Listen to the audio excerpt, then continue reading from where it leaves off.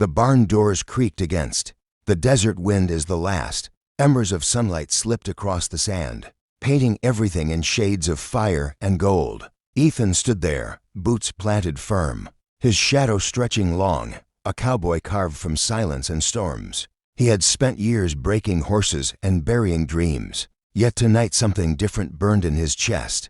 Clara entered slowly, her teal dress swaying like it held secrets, her eyes sharp but wounded, the kind of eyes that dared you to look too long. She stopped in front of him, close enough to feel the weight of his breath, but far enough to keep the distance she thought her heart needed. Her voice, soft as a flame's last flicker, carried words meant to cut. "You want me for my body," she whispered, her chin lifting as if defiance could shield the ache trembling beneath her skin. Ethan didn't flinch. His jaw tightened, his hat brim catching the glow of dying light.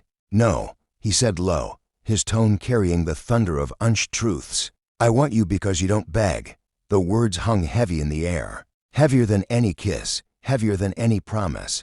Clara blinked, taken aback, her lips parting but no reply coming. For so long men had wanted her beauty, her figure, the shape of her presence rather than the storm inside her soul. No one had ever seen beyond the surface. Yet here stood a cowboy, rough-edged and scarred, claiming he wanted her not for surrender but for the fight she carried. Silence stretched, broken only by the rustle of hay and the sigh of wind through the boards.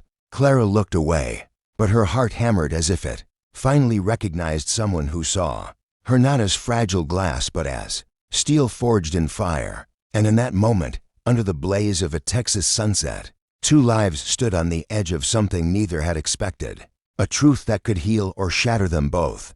Clara drew in a slow breath, her fingers brushing the rough wood of a stall as if she needed to ground herself against the gravity of his words. No man had ever spoken to her that way. But this was different. Ethan's voice carried a weight that unsettled her defenses, as though he had seen past her armor and touched something she had fought to hide. She tilted her head, a bitter smile teasing her lips. "So you say," she murmured, though her voice wavered, betraying more than she wished. Ethan stepped closer, not enough to invade, but enough that the warmth of his presence reached her, steady and unwavering. His eyes, storm-colored and unyielding, locked on hers. "I don't want a woman who begs, Clara. I want one who stands, even when the world tells her to fall." His words struck deep, and she felt the sting of recognition. Memories flashed nights she had endured alone, days she had clawed her way through without a hand to hold, the silence of being seen as beautiful but never as strong. For years she had whispered her truths to the dark, unheard, unseen. Now here was a man who claimed he valued the fire she tried so hard to bury. She wanted to laugh it off, to call him a liar. But the way he said her name, the way his voice wrapped around it like it belonged in his mouth, stopped her. The barn seemed smaller, the air thicker, the distance between them charged like lightning before the strike. She shook her head, trying to break free of the spell. "You don't know me," she insisted, though the conviction in her tone faltered. "Maybe I don't," he admitted, "but I see enough. And what I see isn't weakness. It's someone who refuses to bow." Clara felt her chest tighten, an ache blooming where she thought no one could reach. Yet his words pulled at the very thing she had hidden, the part of her that longed to be recognized for her strength, not just her skin. The silence pressed in again, and for the first time, she didn't know whether to walk away or step closer. Clara's pulse drummed loud in her ears, louder than the creak of the barn walls, louder than the restless shuffling of the horses in their stalls. She turned slightly, her back half-lit by the bleeding sunset, as if the glow itself was wrestling with the shadows inside her. Every instinct told her to escape, to laugh it off, to walk out before his words carved to deep, but her feet betrayed her, rooted as if the earth beneath them wanted her to hear him out. Ethan didn't push closer. He didn't chase. He simply stood there, arms loose at his sides, like a man who knew patience better than desperation. That steadiness unnerved her more than any hungry stare she had endured before. "And what if you're wrong? What if I am nothing more than the pretty face they all said I was?" The question cut through the barn like the crack of a whip.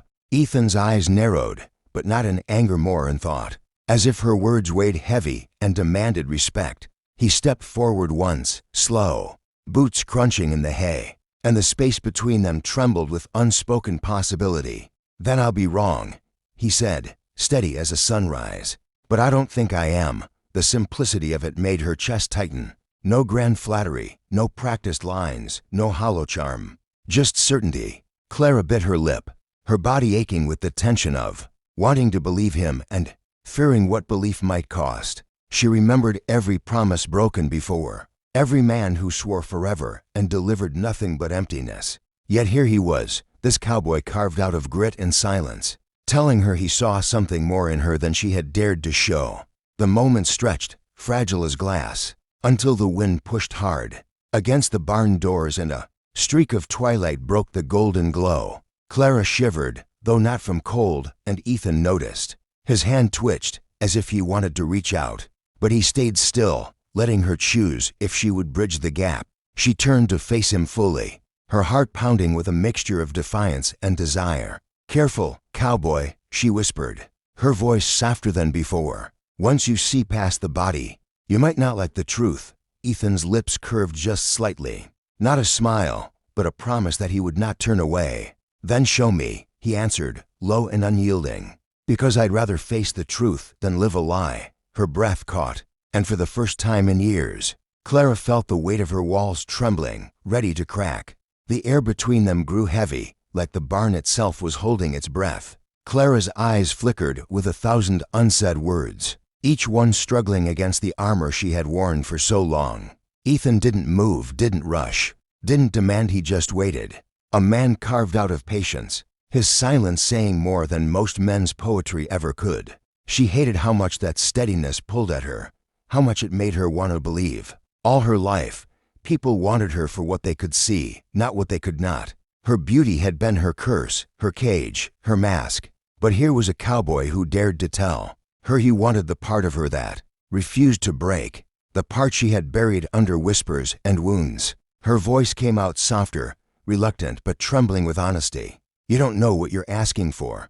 Ethan tilted his head, his gaze never wavering. "Maybe not, but I know what I'm not asking for. I don't want something shallow. I don't want something easy. I want real, even if it burns." The words cracked something inside her. Real, no one had ever asked for real. She had given smiles, given beauty, given pieces of herself that men devoured without thought, but never her truth, never the scars, never the fire that kept her standing when everything else tried to break her. For the first time, someone wasn't asking her to kneel. He was daring her to rise. She wanted to run, to put distance between his gaze and the secrets it threatened to uncover. But her feet stayed still. She wanted to tell him he was wrong, that he was chasing something that didn't exist. But the words died on her tongue. Instead, she whispered the only truth she could manage. "You don't scare easy, do you?" Ethan's lips twitched, not quite a smile, but close. His voice steady as the land itself. "Not when it comes to something worth holding." For a moment, neither spoke. The silence was thick, charged, almost holy, as the last sliver of sunlight slipped below the horizon, leaving only shadows and the hum of possibility. Clara turned toward the door, her dress catching the fading light like a flame retreating into darkness. She didn't walk away fast, but she didn't look back either. Ethan watched her, his chest rising and falling slow, as if he knew this was just the beginning. Outside, the night waited, full of stars and stories yet to be written. And though Clara's footsteps echoed into the distance, her whisper still clung to the barn walls, a reminder that some truths couldn't be buried forever.